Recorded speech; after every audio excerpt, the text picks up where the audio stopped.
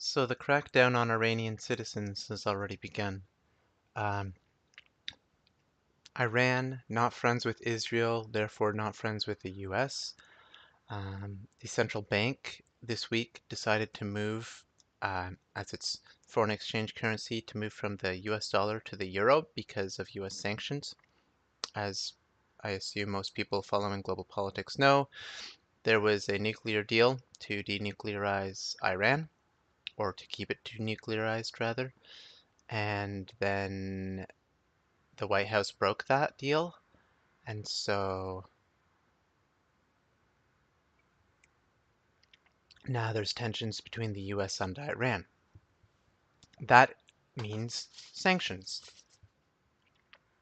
Trade sanctions, asset forfeiture, there's already been trade sanctions for a while. And what happened now was apparently Iranian citizens tried to move billions out via cryptocurrency, and the CEO of the central bank in Iran, when he switched to the euro, he was designated as a terrorist by the US because switching to the euro means you're no longer dependent on the US dollar, means less demand for the US dollar, and of course means less political leverage for the US, so he was designated a terrorist for that. Um, I mean, I haven't spent hours and hours researching it, but there might be other excuses. So now, when I try to make a payment to a website with Bitcoin, they accept the payment and then they say, well, actually, you can't receive your funds until you go to a third party, verify your identity with webcam, government issued photo identification, and give us your cell phone with the GPS tracker to do SMS verification. It has to be through a major mobile service provider or we won't accept it. Because we don't allow texting to actual phone numbers. We only allow texting to major service providers through GPS tracking cell phones.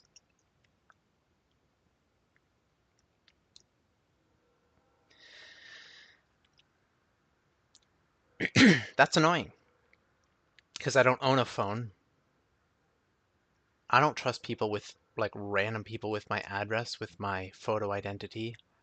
Um, and that's not one that in the terms when you sign up. It's not in the terms when you sign up. But apparently, there's a new money laundering act. Apparently, you need to pay like $100,000 if you want to trade Bitcoin in the US, like as an individual. And so, if you don't, you can go to jail for up to 15 years. So I spoke to my friends in the US because there's so much demand for Bitcoin in the US because the US banks absolutely suck and charge ridiculous fees and wait times. Like, it can, if I want to send someone $100, some banks will charge $15 if for an instant transfer, or you can wait 5 days if it's a free transfer. So in Canada, it's just instant and free up to $3,000, and then if it's more than $3,000, you can just send a bank transfer, and that's also free. And you can do cash deposits, and that's also instant, and it's also free. Wire transfers cost money, but like from Canada to the UK, it'll only cost like $30 Canadian. And even for thousands of dollars, only $30 to do a wire. To do a wire with the Bitcoin exchange, they can charge up to like $200 because they go through three banks because banks are anti-Bitcoin because Bitcoin is a competitor because banks have to lower their fees to compete with Bitcoin. Bitcoin offers a cheaper, faster, and more secure service than the banks. So the banks have to lower their prices to compete. So they see Bitcoin as a competitor, and that's why banks don't support the Bitcoin transactions. And now even local Bitcoins. So apparently, if you're an exchange, it's okay to trade Bitcoin through the exchange. But if you're selling it or buying it yourself, then that's illegal.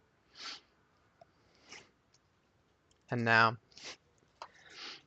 the reason oh, and with with paying through Bitcoin and then having to verify your identity, they then say, oh, well, we give that information to Google Analytics.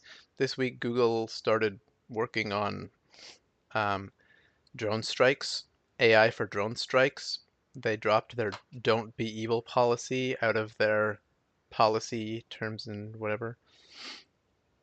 And so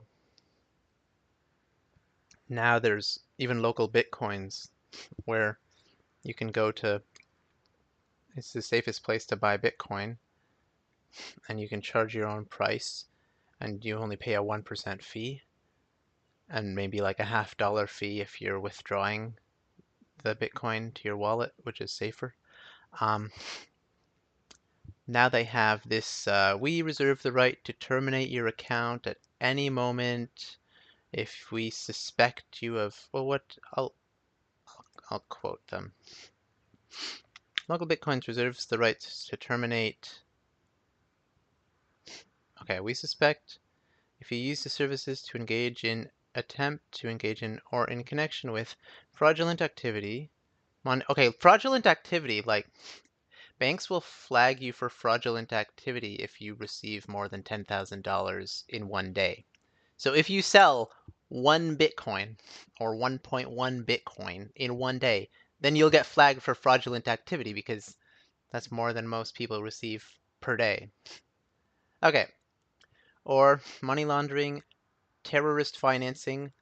They don't even they don't even say terrorism. They just say terrorist financing because they know the CEO of the Iranian bank, when he goes to Russia and say, "Hey, Russia, should we do our transfers through Bitcoin instead of through US dollars because it's safer?" Then the US is like, "He's a terrorist." So they're like, "Well, terrorist financing," because obviously he's not a terrorist, but the U.S. says he's a terrorist, so it's terrorist financing if you live in Iran. So I guess anyone who lives in Iran can just have their account terminated. Or other financial crime. Yeah, they just hate Iran. Why? Because Iran doesn't like Israel. Why? Because Israel doesn't like the people they're killing in Palestine. Why? Because the rapture. Israel, the political leaders of Israel want the rapture, which is the second coming of Christ, which apparently comes about through killing Palestinians and conquering Jerusalem. But that seems so dumb. Like,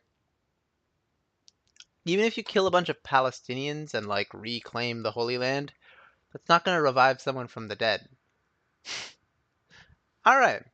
So we may transfer oh yeah, local Bitcoins then adds this note. We may transfer or assign our rights and duties to any party at any time without notice to you.